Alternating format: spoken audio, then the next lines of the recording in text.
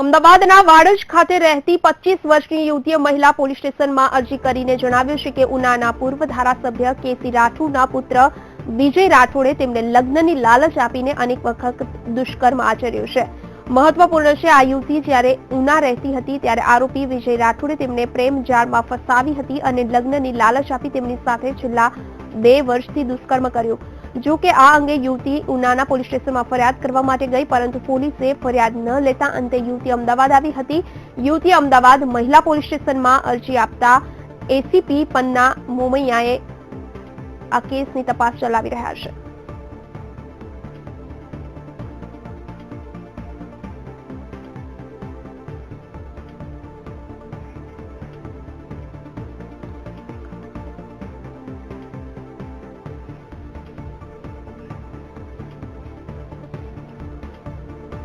તો આ સમગ્ર ઘટના અંગે વિસ્તારથી માહિતી આપવા માટે અમારા રિપોર્ટર પલક મકવાણા અમારી સાથે લાઈવ જોડાયા છે। તેમની સાથે સમગ્ર ઘટનાનો ચિતાર મેળવીશું। પલક, જે રીતે સમાચાર છે, પૂર્વ ધારાસભ્યના પુત્રો દ્વારા એક યુવતી સાથે 2 વર્ષ સુધી દુષ્કર્મ કરાયું છે અને ત્યારબાદ યુવતીએ પોલીસ સ્ટેશનમાં ફરિયાદ કરી અને તેમાં પણ ગલ્લાતલ્લા કરવામાં આવ્યા છે। તો સમગ્ર મામલો શું છે, સૌપ્રથમ આપ જણાવશો।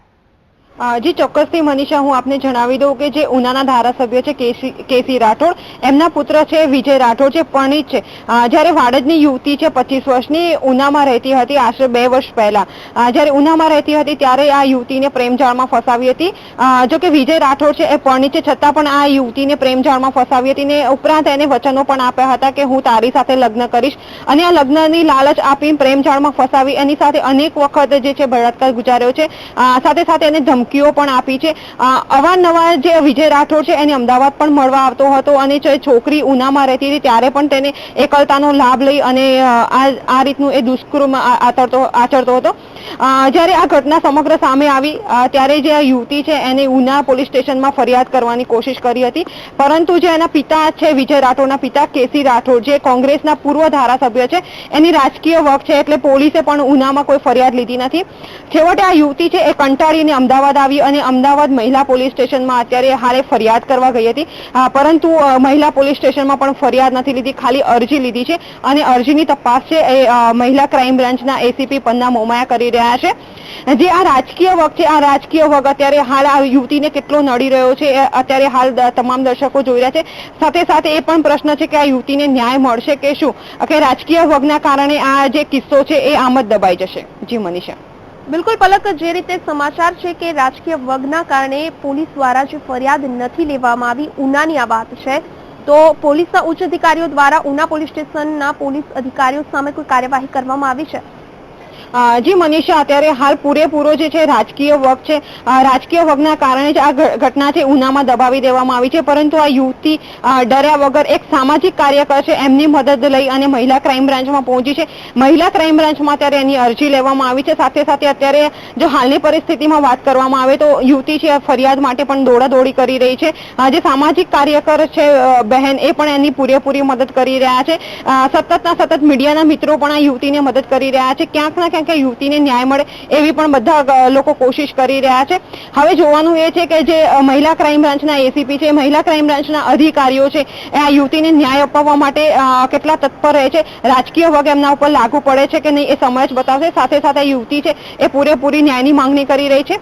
અત્યારે હાલ એને સિક્યોરિટીમાં રાખવામાં આવે છે, કારણ કે રાજકીય વગના લીધે એને કોઈ પણ નુકસાન ના પહોંચે એની પણ અત્યારે હાલ આ લોકો વિચાર કરી રહ્યા છે અને એને સુરક્ષા આપી રહ્યા છે। જી બિલકુલ પલક, જે રીતે આ યુવતી દ્વારા મહિલા પોલીસ સ્ટેશનમાં ફરિયાદ કરવામાં આવી છે, તો તેમને ન્યાય મળે તે માટે હવે મહિલા ક્રાઇમ બ્રાન્ચ દ્વારા કેવા પ્રકારની તપાસ થશે?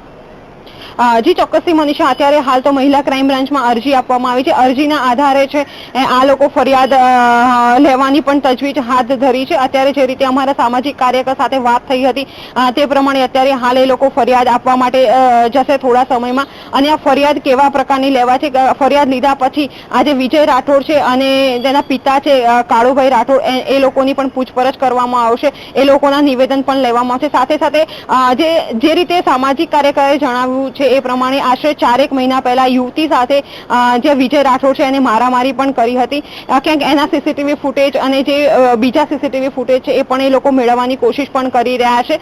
આ તમામ પુરાવો એકત્રિત કરી અને જે આરોપીઓ છે એના વિરુદ્ધમાં કડક કાયદાકીય પગલાં ભરવામાં આવશે. જી બિલકુલ પલક, આપનો આભાર સમગ્ર માહિતી આપવા બદલ. જે રીતે આ યુવતી દ્વારા અમદાવાદ મહિલા ક્રાઇમ બ્રાન્ચમાં હવે ફરિયાદ કરવામાં આવી છે, ત્યારે યુવતીને ન્યાય મળે તે દિશામાં હવે મહિલા ક્રાઇમ બ્રાન્ચ દ્વારા તપાસ થાય તે ખૂબ જરૂરી છે. વધુ કેટલાક સમાચાર